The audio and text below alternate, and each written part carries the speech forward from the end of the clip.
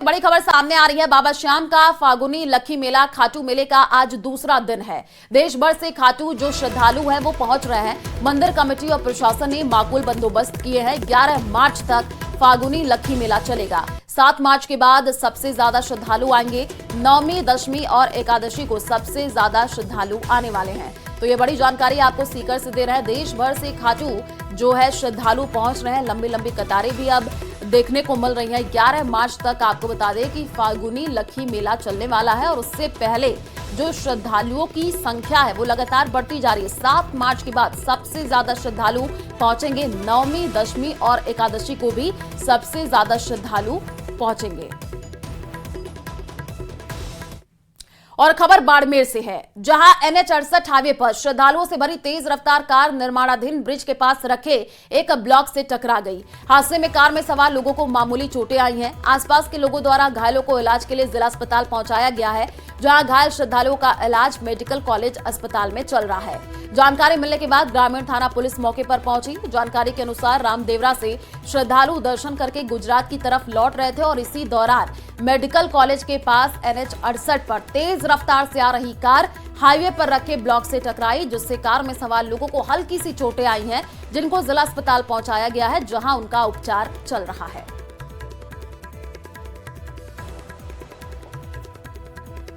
इस हाईवे का काम चल रहा था, उसके पास में वही ईंटों से वो बड़े बड़े पत्थर रखे हुए थे और रात्रि का समय था। तो किशोर कुमार ये रहने वाले हैं,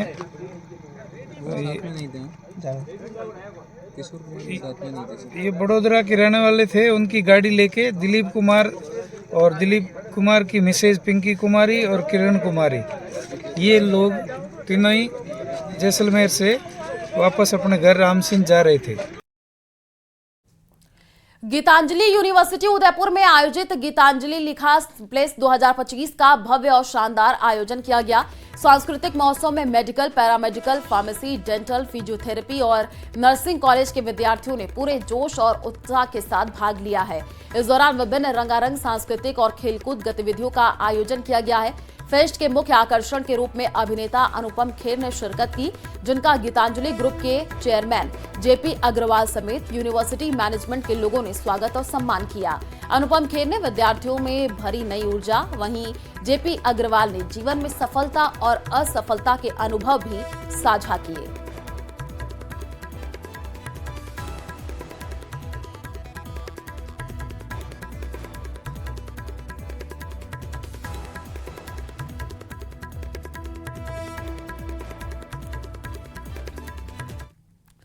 अमेरिका में ऐशो आराम की जिंदगी छोड़ करके आध्यात्मिक शांति की तलाश में भारत आई एक साध्वी इन दिनों बहरोड में चर्चा का सबब बनी हुई है। आखिर क्या है वजह, समझिए इस रिपोर्ट में।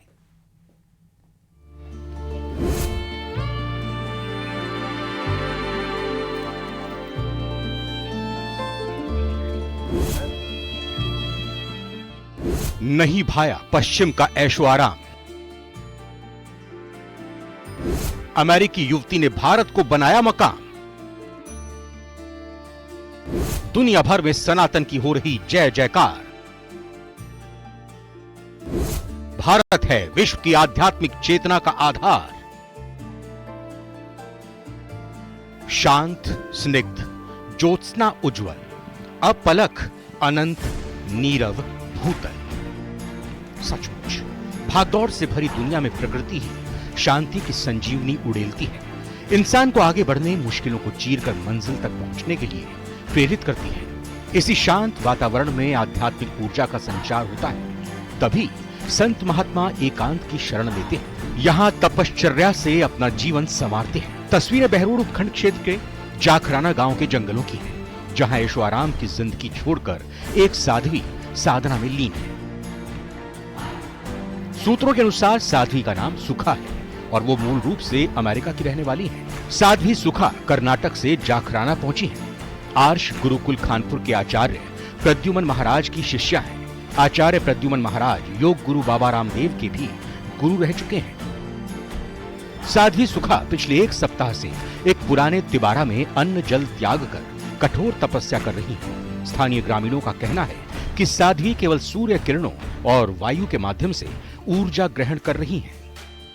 उनका नाम सुखा है। ये ऐसे तो अमेरिकन हैं, अमेरिका वासी हैं, और वो भारत में अध्यात्म का घर समझकर वो आई हुई हैं और उनको बड़ी संतुष्टि है यहाँ पर आकर।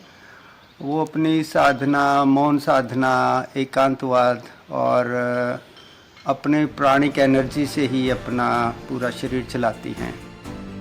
साध्वी सुखा के लिए ग्रामीण दूध, चाय और भोजन लेकर गए, लेकिन उन्होंने इशारों में ही इन सभी चीजों को लेने से मना कर दिया।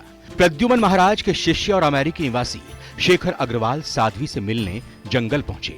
उन्होंने बताया कि साध्वी पहले कर्नाटक के जंगलों में रही थी, लेकिन व्यवधान के कारण आर्ष गुरुकुल पहुंच गई और अब बहरोड के जंगलों में साधना में लीन है। साध्वी के इस कठोर तप ने ग्रामीणों में उत्सुकता जगा दी है। हालांकि उनकी साधना में कोई व्यवधान ना हो, इसके लिए आर्ष गुरुकुल और स्थानीय प्रशासन सतर्क है। ग्रामीण भी अब उनके एकांतवास का सम्मान कर रहे हैं। वे न तो आधुनिक सुविधाओं का इस्तेमाल करती हैं और न ही किसी से बातचीत करती है। पिछले 5 साल से वो भारत में रहकर, जंगलों में रहकर योग व ध्यान में लीन रहती है। उनकी योग व साधना देखकर स्थानीय लोग उनसे आशीर्वाद लेने उनके पास पहुंच रहे हैं। यह पूरा मामला क्षेत्र के लोगों के लिए चर्चा का विषय बना हुआ है। हीरालाल सेन, न्यूज़ 18 राजस्थान, बहरोड।